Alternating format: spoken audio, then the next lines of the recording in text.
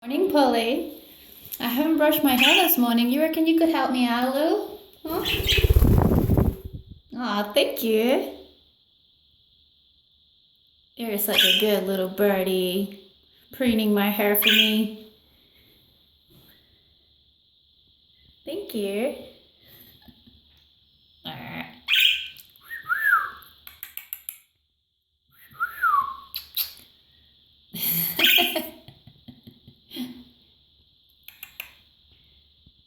I don't want a haircut, but make sure you're not chopping it off.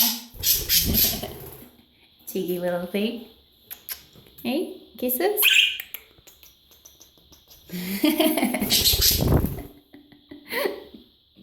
Thanks, Chuck.